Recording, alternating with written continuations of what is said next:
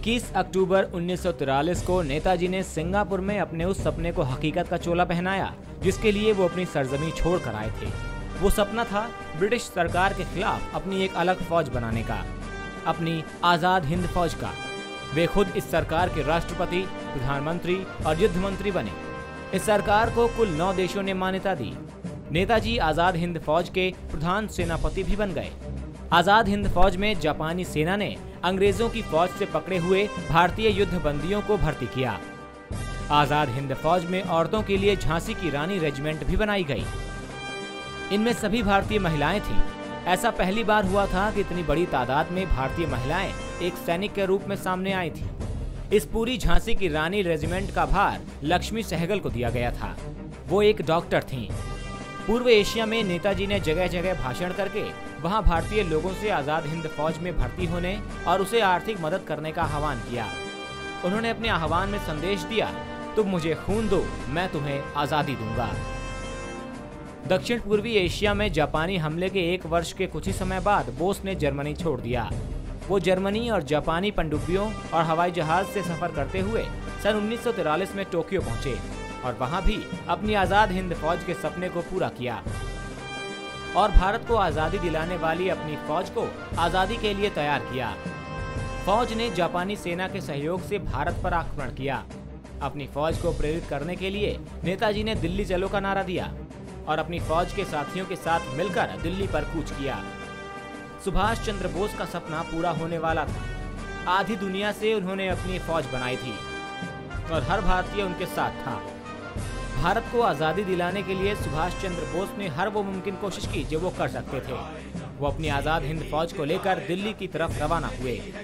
जापानी सैनिकों के साथ उनकी आजाद हुई फौज रंगून से होती हुई थल मार्ग से भारत की ओर बढ़ी और 18 मार्च सन 1944 को आजाद हिंद फौज कोहिमा और इम्फाल में भारतीय मैदानी क्षेत्र में पहुंच गई। जापानी वायुसेना से सहायता न मिलने की वजह से एक भीषण लड़ाई में भारतीयों और जापानियों की मिलीजुली सेना हार गई और उसे पीछे हटना पड़ा। लेकिन आजाद हिंद फौज कुछ अरसे तक बर्मा और बाद में हिंद चीन के अड्डों वाली मुक्त वाहिनी सेना के रूप में अपनी पहचान बनाए रखने में सफल रही। इसी सेना ने 1943 से 1945 तक शक्तिशाली अंग्रेजों से युद्ध किया था और उन्हें भारत को स्वतंत्रता प्रदान कर देने के विषय में सोचने के लिए मजबूर किया।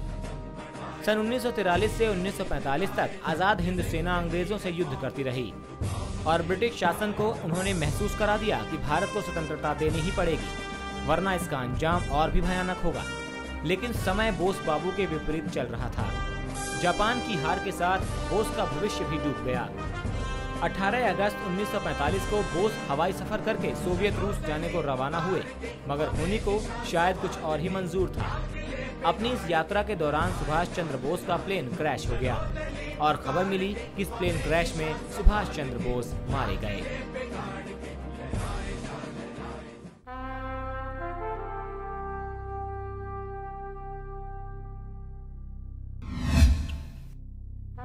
This is Subhash Chandra Bose speaking to Indians in East Asia. My countrymen in East Asia, while I am in Tokyo, I desire to address a few words to you, and I have no doubt that you will give them due consideration. In the first place, I desire to thank you most heartily for the warm and enthusiastic welcome that you have given me on the occasion of my public appearance in East Asia, and for the assurance that you have given me of your wholehearted support to our efforts to liberate our dear motherland. I feel overwhelmed at this manifestation of your burning patriotism and spirit of sacrifice. I have received numerous telegraphic and postal messages from you direct, while other messages I have read in the press. And all these messages have given me great joy and satisfaction. You know that I am always an optimist. Nevertheless, I must say that the response that I have received has exceeded my fondest expectations. I can only say in reply that I feel proud of you. Since the outbreak of the war in Europe and in East Asia, I have been saying repeatedly that we, the Indian people, could not have wished or even dreamt of a better combination of circumstances for helping us to achieve our liberty.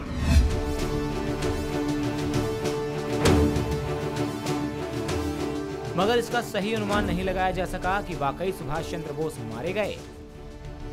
अपने जीवन काल में सुभाष चंद्र बोस ने Germany में अपनी secretary इमाइली से शादी की, जिनसे उन्हें एक बेटी भी थी। बोस ने अपनी बेटी का नाम अनीता बोस रखा था। बोस हमेशा ही अपने सिद्धांतों पर चले। अपने जीवन काल में उन्होंने हमेशा भारत को आजादी दिलाने का सपना देखा। वो लोकतांत्रिक शासन के पक्षधर थे। जब गांधी जी डोमिनियन स्टेट की मांग कर रहे थे तो बोस पूर्ण स्वतंत्रता का नारा बुलंद कर रहे थे। एक तरफ सुभाष चंद्र बोस अपनी फौज के लिए भारत से दूर अपनी सेना तैयार कर रहे थे, तो वहीं दूसरी ओर भारत में आजादी के लिए क्रांतिकारी अपने खून से होली खेल रहे थे। सुभाष चंद्र बोस की मौत के 2 साल बाद भारत को आजादी मिली। आखिरकार वो सपना सच हो गया जिसके लिए सुभाष चंद्र बोस ने अपनी कुर्बानी दी। नेताजी सुभाष चंद्र बोस भारतीय स्वाधीनता संग्राम के उन योद्धाओं में से हैं जिनका नाम और जीवन आज भी करोड़ों देशवासियों को मातृभूमि के लिए समर्पित होकर काम करने की प्रेरणा देता है। उनमें नेतृत्व के चमत्कारी गुण थे जिनके बल पर उन्होंने आजाद हिंद फौज की कमान संभालकर अंग्रेजों को भारत से निकाल बाहर करने के लिए एक मजबूत सशस्त्र प्रतिरोध खड़ा करने में सफलता हासिल की। सुभाष चंद्र बोस ऐसी शख्सियत हैं जिनके विचारों ने पूर्ण आजादी के सपने को एक नई उड़ान दी। भले ही वो भारत को आजाद होते नहीं देख सके, लेकिन उनका योगदान सदैव ही भारत के इतिहास में अमर रहेगा। वो अकेले निकले थे इस आजादी के सफर में, मगर देखिए बोस की सच्ची निष्ठा और साहस ने जर्मनी से लेकर सिंगापुर तक सभी को भारत की आजादी के सफर में जुड़ने को मजबूर कर दिया। वो पहले ऐसे भारतीय थे जिन्होंने अंग्रेजों के खिलाफ अपनी फौज बनाने के लिए विदेशों में सफर किया और आजाद हिंद फौज का गठन किया। इस वीर योद्धा की वीरता और बलिदानों को भारतीय इतिहास में स्वर्ण अक्षरों से लिखा जाएगा। सुभाष चंद्र बोस की वीर गाथा शायद ही कभी भुलाई जा सकेगी। ब्यूरो रिपोर्ट, जनता टीवी।